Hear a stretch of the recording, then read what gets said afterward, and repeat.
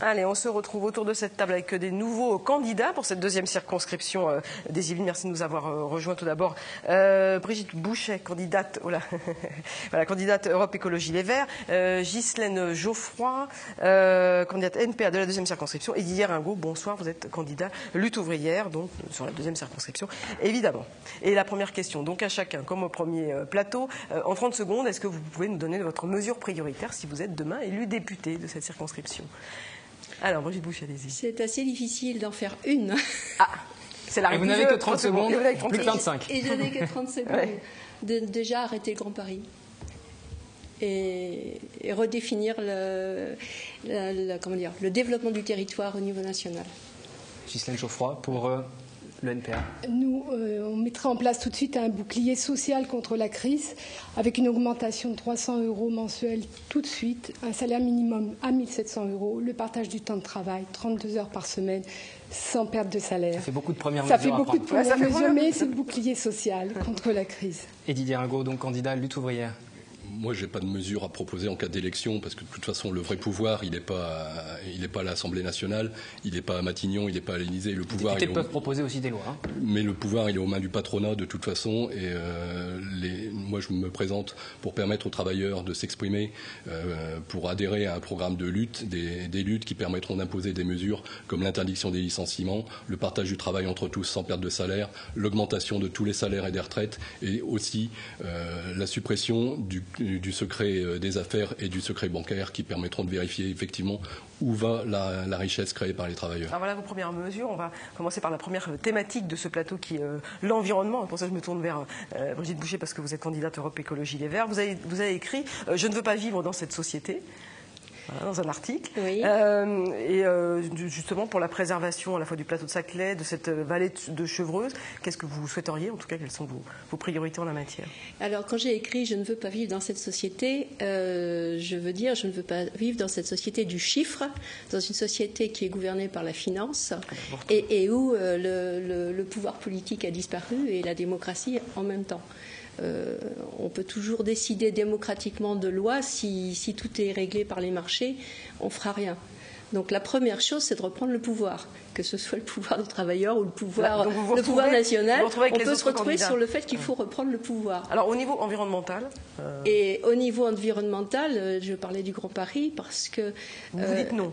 Je dis non au développement de mégalopoles avec 20 millions un tiers de la population française ou un quart plus tard sur 5% du territoire et une désertification des campagnes ou des villes dites de province, ça n'a aucun sens.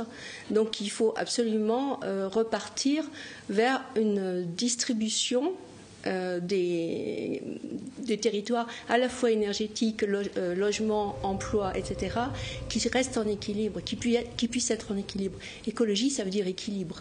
Là, on va vers quelque chose qui est complètement un déséquilibre. Donc on arrête le Grand Paris. On arrête le Grand Paris, on arrête le développement d'une mégalopole qui est au détriment de l'individu et on développe les différentes provinces et les différentes villes moyennes de manière à ce qu'elles revivent autour de travail, de sources d'énergie et de sources agricoles proches.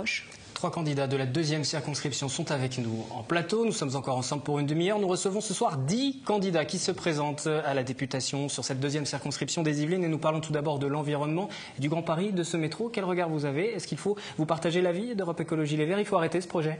Oui, nous pensons en effet qu'il faut arrêter ce projet. Nous disons qu'en effet, les besoins de la population ne répondent pas aux besoins de la population.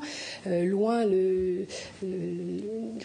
l'opération d'intérêt national. Rien que le nom, on sait que ça ne correspond pas aux besoins des populations. Alors, loin se préoccupe par exemple de relier Roissy à Saclay, alors qu'en fait, les habitants ont des difficultés énormes déjà à se déplacer de banlieue à banlieue, par exemple.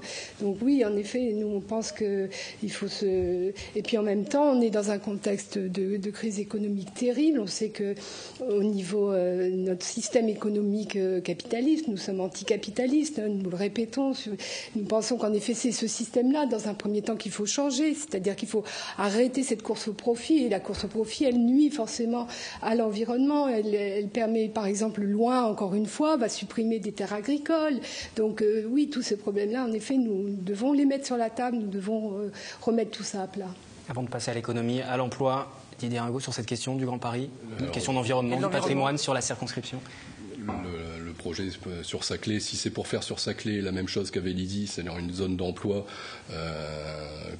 où toutes les entreprises viennent s'installer sans tenir compte du lieu d'habitation de leurs salariés, en déplaçant sans arrêt les salariés de site en site, comme c'est le cas, moi je travaillais à Alcatel, à Vélizy, et on nous balade en permanence de site en site. Si c'est pour faire à Saclay la même chose, en ayant en plus des salariés qui ne peuvent pas se loger sur place, qui sont obligés d'habiter loin parce que les loyers sont trop élevés sur place, avec les difficultés de transport que ça implique, évidemment il faut éviter de faire 2 fois la même erreur, il faudrait arrêter. Et là le problème c'est toujours la même chose, c'est que si c'est uniquement les entreprises qui peuvent décider et que personne ne peut imposer un contre-pouvoir, on n'y arrivera jamais.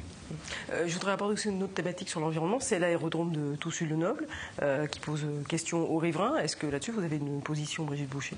Moi j'habite au village de Magny-la-Hameau, donc je suis directement impactée par les avions. Je le rappelle, avait obtenu une plage de silence. Oui, et juste au moment où la plage de silence s'arrête, ils reprennent et c'est encore plus dense. Et on dirait qu'ils volent encore plus bas pour se venger. Donc non, c'est extrêmement, c'est très grave. Je crois qu'il y a la fermeture de ce site. La fermeture, je pense que ça veut dire mettre le problème ailleurs. Non, il faut limiter le nombre de vols et le répartir entre des aérodromes, différents aérodromes, excusez-moi, de manière à ce que ce ne soit pas une population qui... La concentration n'est pas bonne, et de toute façon, ce n'est pas écologique de concentrer. C'est la première chose. Il y a 180 000 vols, je crois, par an. Non, oui, c'est ça. Il y en a 200 000 sur Orly. C'est presque la même chose que c'est 10% de moins qu'Orly. Et il y a 15% d'hélicoptères sur cet aérodrome. C'est énorme. Alors, ce ne sont pas tellement les vols de semaine qui sont des vols d'affaires, qui sont gênants. Ce sont les vols de loisirs. Les petits coucous qui font énormément de bruit. Et en plus, c'est le seul aéroport agréé pour les vols de nuit. Donc avant, c'était vraiment très très grave. Non, il faut déconcentrer. On ne peut pas supprimer. Il faut réduire, déconcentrer et développer une industrie autour. Est-ce que vous avez une position sur ces nuisances aériennes? Pas vraiment, bien entendu. À partir du moment où les gens trouvent ces nuisances sonores terribles, maintenant, je pense que ça concerne une faible partie de la population qui vole dans ces coucous, parce qu'il faudrait peut-être augmenter le tarif de l'heure. Ça réduirait déjà les vols. Je crois que ça a été augmenté, mais bon, ça n'a pas suffi. Voilà, bon, je ne pense pas que ce soit un problème prioritaire. De fait. Didier Ringot. Je pense qu'on pourrait peut-être aussi réfléchir à imposer une limitation du bruit possible sur un appareil. Le moindre jeune... Alors ça a été fait, hein. Il y a des moteurs qui sont moins bruyants. Oui, voilà, l'effet. Donc c'est pour ça que je fais l'avoue. Voilà, parce que le moindre jeune qui va faire un tour avec sa mobilette et qui ferait trop de bruit, lui, il va avoir des soucis. Par contre, évidemment, là, quand c'est des vols d'affaires, évidemment, il y aura beaucoup moins de contrôle et moins de sanctions. De plaisance, enfin de loisirs, c'est toutes les 2 minutes. Je ne sais pas si vous voyez un coucou qui passe au-dessus de chez vous toutes les 2 minutes quand il fait beau. J'ai un peu le même souci dans mon quartier. Économie, emploi, c'est la thématique qui nous intéresse à présent. Didier Ringot, Ghislaine Geoffroy, pour Lutte ouvrière et le NPA. Expliquez-nous ce qui vous différencie fondamentalement. Vous avez les mêmes revendications, redonner du pouvoir aux salariés, aux employés, pour faire simple, augmenter les salaires, les indexer, augmenter le SMIC également. Qu'est-ce qui vous différencie entre vos 2 programmes ?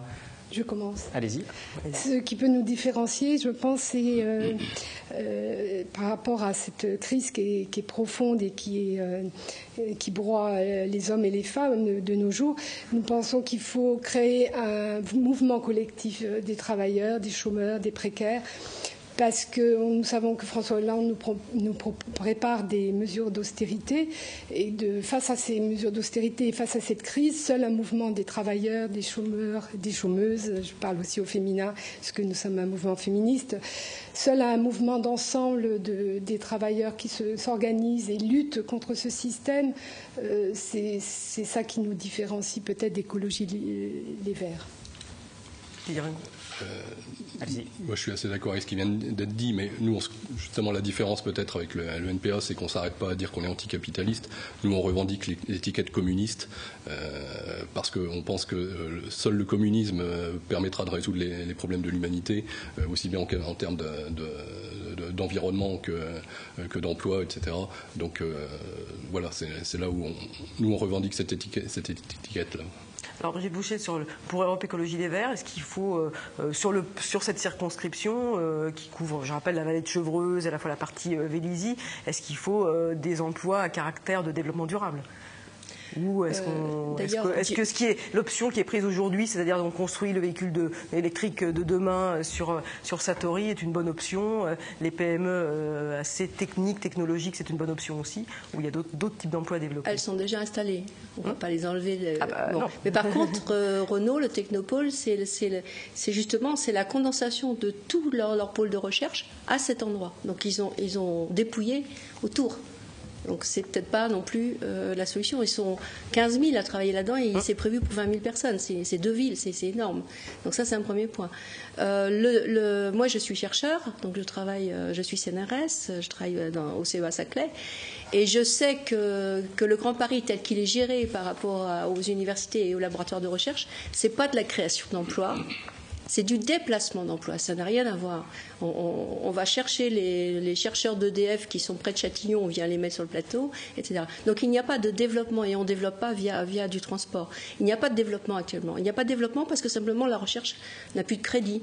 C'est tout bête. Pour qu'il y ait développement, il faut que les chercheurs soient indépendants et il faut leur donner les moyens de travailler. À partir de ce moment-là, vous avez des brevets, vous avez des découvertes et c'est comme ça que vous créez de l'emploi. C'est pas en installant du béton partout. Je vous interromps puisque vous êtes donc presque arrivé au maximum du temps de parole puisqu'il nous reste assez peu de temps sur cette séquence. Vous avez à peu près 1 minute d'avance, donc on va laisser parler les 2 autres intervenants pour aborder ce dernier thème. C'est la question de la santé, du social, le problème des déserts médicaux qui peut se poser sur cette 2e circonscription. Il y a beaucoup de communes rurales. Manille-les-Hameaux est composé de petits hameaux. Il y a un laboratoire d'analyse qui a fermé récemment ses portes pour se regrouper dans une autre commune. Comment lutter contre les déserts médicaux? Qu'est-ce que vous proposeriez éventuellement aux administrés qui pourraient voter pour vous? Dans nos mesures, déjà, nous, on demande la création d'un millier d'emplois dans les services publics, notamment donc de la santé, pour le logement, pour l'école. Donc déjà, dans un premier temps, ce serait déjà de créer des emplois pour la santé. Ensuite, en effet, les structures médicales qui manquent cruellement dans les municipalités. Moi, je suis assistante sociale, donc je connais un peu ce problème-là depuis des années où on a vu, c'est un mot ringard, mais on parlait de dispensaires. N'empêche que dans tous les quartiers, il y avait des centres médicaux qui permettaient l'accès aux soins. Et puis, essentiellement aussi, le droit à la sécurité sociale, c'est-à-dire la sécurité sociale a été gravement attaquée ces dernières années, donc il faut améliorer l'accès au droit à la santé pour tous et au niveau des droits, remettre du droit là-dedans. Didier Ringot, en 30 secondes. Moi, j'ai l'impression que c'est toute la France qui est en train de devenir un désert médical parce qu'il n'y a pas seulement dans les petites communes qu'on trouve plus de médecins, mais il y a des hôpitaux qui ferment, des maternités qui ferment. Et ça, il faut absolument l'arrêter. Il faut développer les hôpitaux, embaucher du personnel médical. Ça, c'est une urgence. Merci à vous 3. La soirée spéciale sur cette 2e circonscription, soirée débat, se poursuit sur TV Fil. Encore une dizaine de minutes. 3 autres candidats vont nous rejoindre juste après ce micro-trottoir. À quoi sert un député? Vos réponses?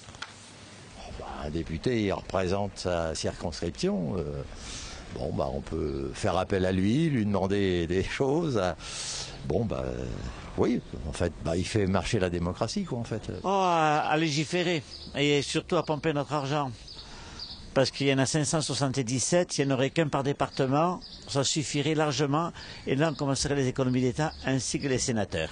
C'est pour l'Assemblée nationale et puis pour définir les lois et ainsi de suite, les décrets à appliquer, voilà. Dans la journée. Ouais. Bon, maintenant on leur a supprimé le club des fumeurs au sous-sol, ça c'est dommage, mais sinon ils mangent pour pas très cher dans un restaurant 3 étoiles, ils sont dans des commissions. Ils ne sont pas souvent présents. Si on les payait vraiment à la présence, je pense que leur indemnité serait déjà beaucoup plus faible que ce qu'elles sont. Le député, c'est la personne qui va voter pour les lois et donner son aval ou non sur les propositions de loi que le ministère propose. Un député, ça sert à défendre sa circonscription, ça sert à défendre les intérêts des concitoyens. Non, c'est très très utile un député, c'est important de voter.